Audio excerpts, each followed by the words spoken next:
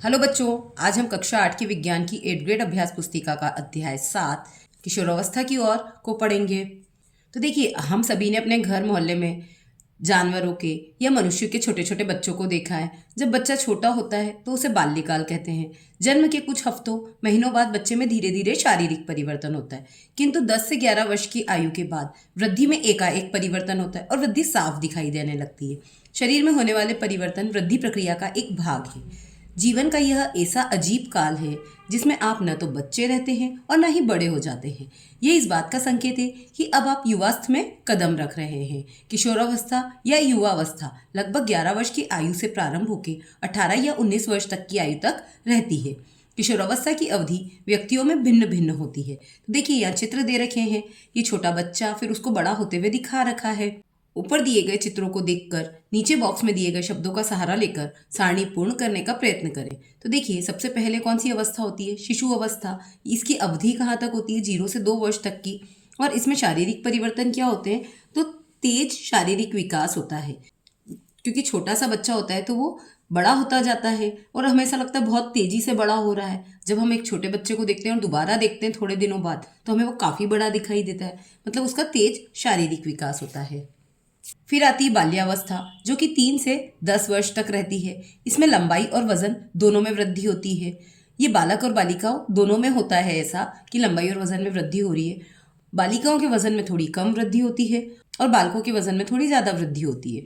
किशोर अवस्था ये 11 वर्ष से शुरू होकर 18 से 19 वर्ष तक रहती है। इसमें लड़कों के लिए आवाज़ का भारी होना और शरीर पर बाल उगना, ऐसे बहुत सारे चेंजेस बॉयज़ में आ जाते हैं। और लड़कियों में मासिक धर्म की शुरुआत का होना या स्तनों का विकास होना, ऐसे चेंजेस गर्ल्स में आ जाते हैं। फिर युवावस्था, जो कि किशोरावस्था के बाद आती है, मतलब 19 वर्ष के बाद मान लें। तो इसमें शारीरिक विकास पूर्णतः हो चुका होता है, बॉयज़ का भी और गर्ल्स का भी। तो ऐसे करके हमने इस सारणी को भर लिया है। अब हम इससे संबंधित कुछ प्रश्नों को देखते हैं। प्रश्न क्रमांक 1, सही विकल्प के आगे राइट का निशान लगाइए। जीवन का ऐसा काल जिसमें आप न तो बच्चे रहते हैं और न ही बड़े, इस अवधि को क्या कहा जाता है? तो देखिए, वह अवधि अभी हमने पढ़ा था कि किशोरावस्था कहलाती है, जहाँ पर हम न तो बड़े रहते हैं न बच्चे रहते हैं। तो इसे हम कहते हैं किशोरावस्था। ये अवधि होती है 11 वर्ष से 18-19 वर्ष तक की। प्रश्न क्रमांक 2, आपकी कक्षा में कोई मित्र शारीरिक रूप से दुर्बल है तो आप उसे आहार में क्या खाने की सलाह देंगे? तो देखिए, ऑप्शन में क्या है? चिप्स, नूडल्स, बर्गर, डिब्बा बंद खाद्य पदार्थ, रोटी, दाल, हरी सब्जियां, कुरकुरे या पिज़्ज़ा। तो देखिए, ये सब तो जो है जंक फूड है, ये सब हमें फ़ायदा नहीं करते हैं। रोटी, दाल, हरी सब्जी हमारे स्वास्थ्य के लिए अच्छी होती है, तो हम इसी की सलाह देंगे। प्रश्न क्रमांक 3, पहली के दादाजी मधुमेह रोग से पीड़ित है तो डॉक्टर द्वारा इंसुलिन हार्मोन की कमी बताई गई। इंसुलिन का उत्पादन निम्न में से किस ग्रंथि से होता है? तो देखिए, अग्नाशय ग्रंथि से इंसुलिन का उत्पादन होता है। प्रश्न क्रमांक 4, नशीली दवाओं ड्रग्स के सेवन से क्या हानिकारक प्रभाव होते हैं? तो देखिए, तनाव का महसूस होना, भ्रमित या असुरक्षित महसूस होना, स्वास्थ्य खुशी दोनों का बर्बाद होना या उपरोक्त सभी। तो देखिए, अगर हम नशीली दवाओं का कोई भी सेवन करेगा तो ये सारे ही जितने भी पॉइंट दिए हैं ये सभी होंगे। वो तनाव भी महसूस करेगा, भ्रमित भी होगा, असुरक्षित महसूस करेगा, उसकी तबीयत बिगड़ती जाएगी और उसकी खुशियां बर्बाद हो जाएगी। तो इसका आंसर होना चाहिए उपरोक्त सभी। प्रश्न क्रमांक 5, किशोरावस्था का लक्षण नहीं है।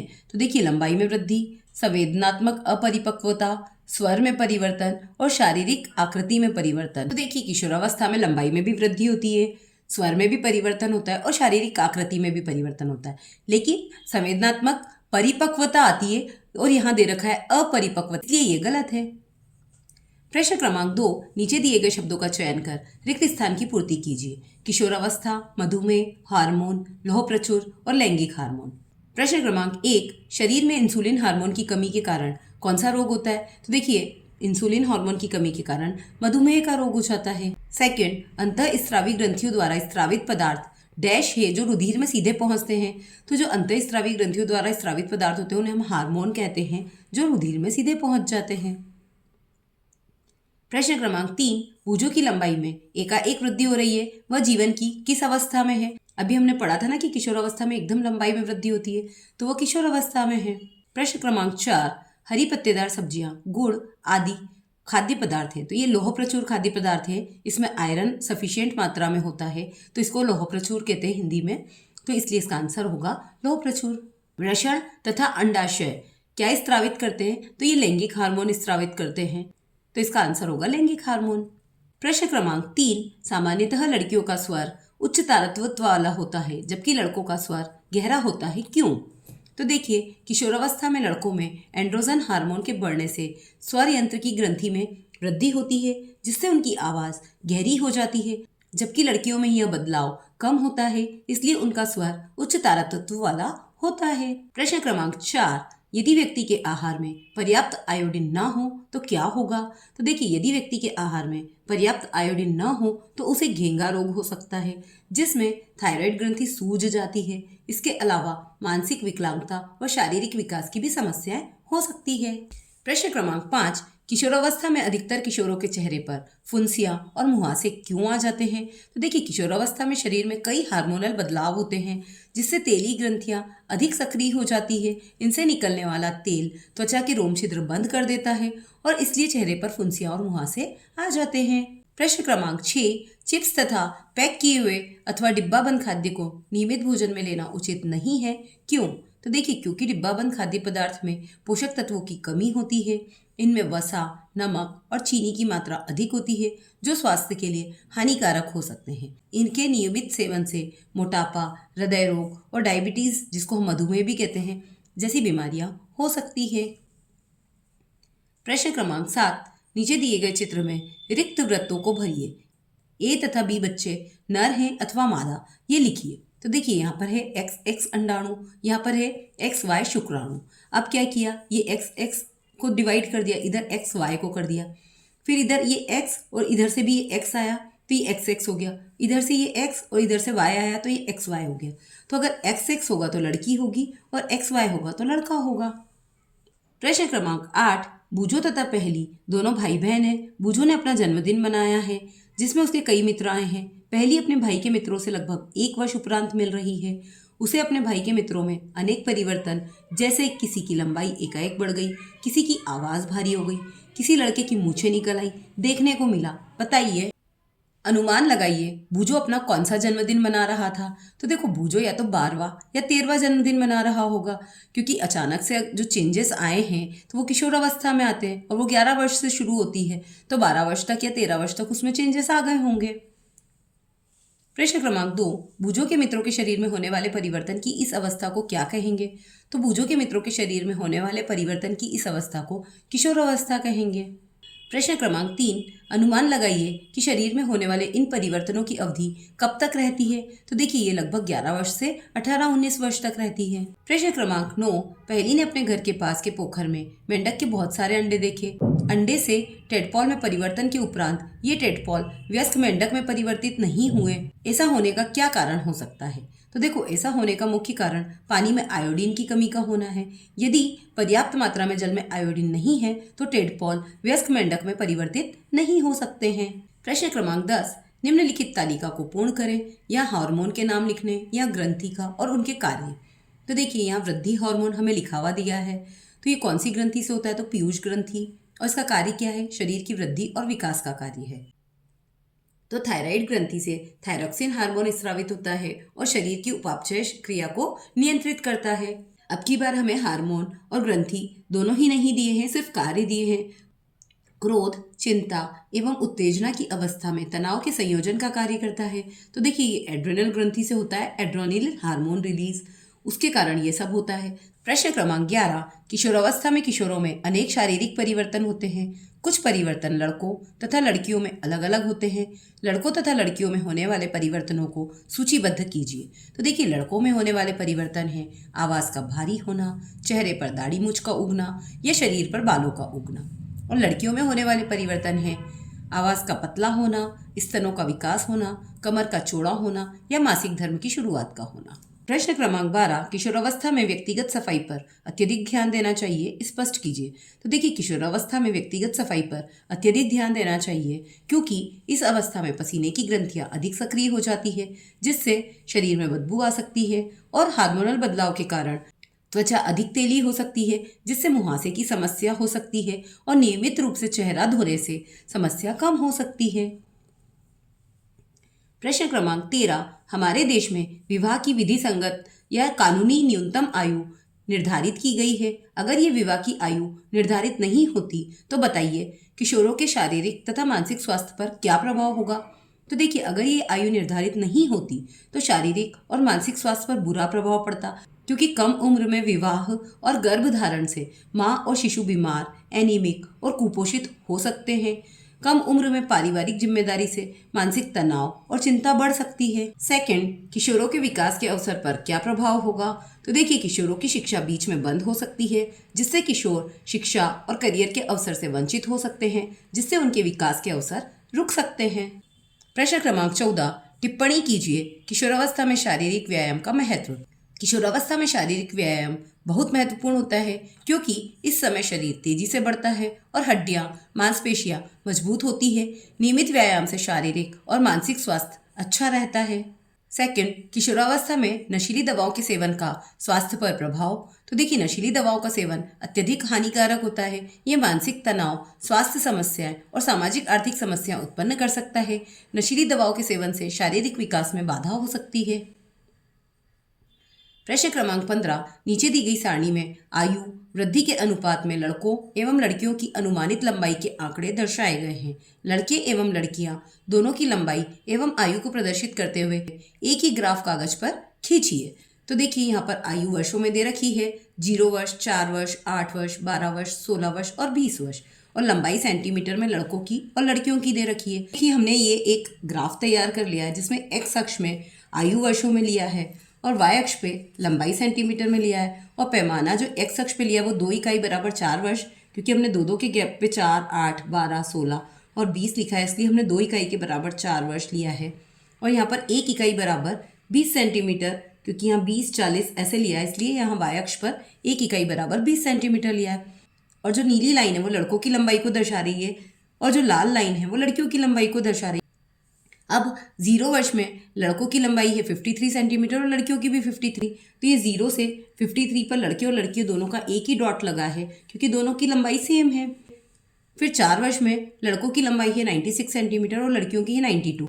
तो देखिए, 4 में हमने लड़कों को तो 96 पे ये नीली लाइन को बना दिया है और लाल वाली को 92 पे बना दिया है। ऐसे ही 8 वर्ष में लड़कों की है 114 सेंटीमीटर और लड़कियों की है 110 सेंटीमीटर। तो देखिए, 8 में हमने लड़कों की 114 और लड़कियों की 110 सेंटीमीटर पे डॉट लगा दिए हैं। फिर 12 वर्ष में लड़कों की 129 सेंटीमीटर और लड़कियों की है 133 सेंटीमीटर। तो देखिए, ये 12 वर्ष में लड़कों की लाइन नीचे आ गई है, क्योंकि लड़कों की हाइट कम और लड़कियों की ज़्यादा हो गई है। तो ये लाल लाइन ऊपर चली गई और ये नीली लाइन नीचे आ गई है 129 पे और ये 133 पे। फिर 16 वर्ष में है 150, 150। तो देखिए, 16 में दोनों का एक ही डॉट लगा 150 पे, क्योंकि दोनों की लंबाई समान दे रखी है।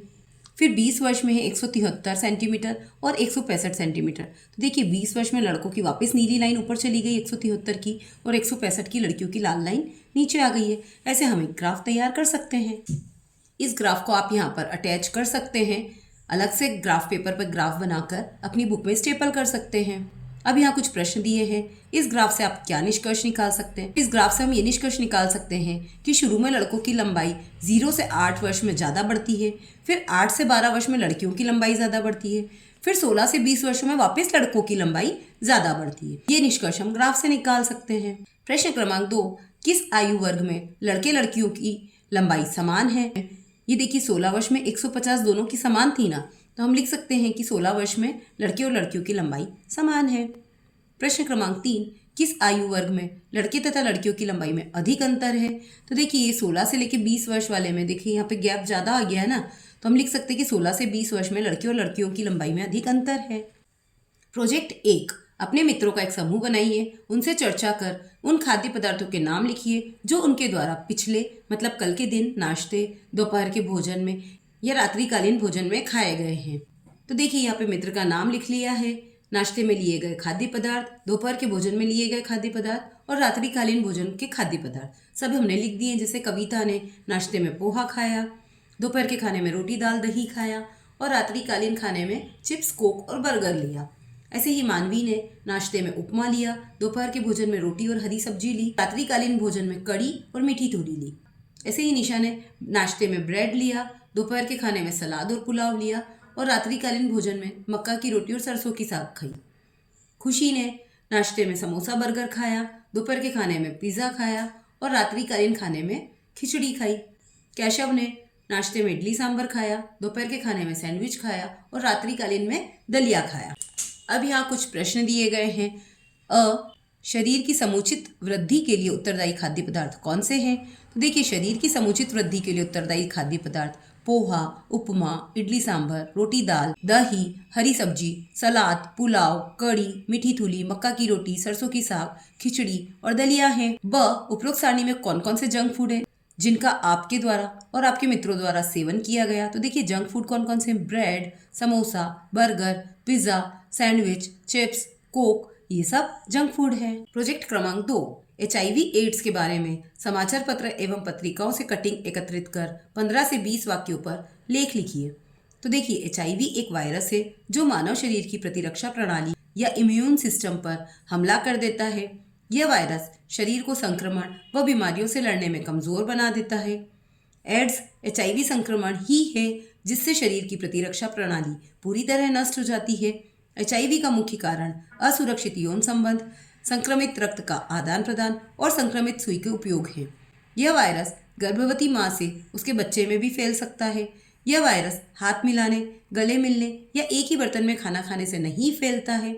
एड्स का कोई स्थायी इलाज नहीं है। इस बीमारी से बचाव के लिए जागरूकता बहुत महत्वपूर्ण है। संक्रामक रोगों की सूची बनाइए तथा ये किन माध्यमों द्वारा एक व्यक्ति से दूसरे व्यक्ति में फैलते हैं। ऐसे रोगों की रोकथाम के लिए आप क्या उपाय करेंगे, लिखिए।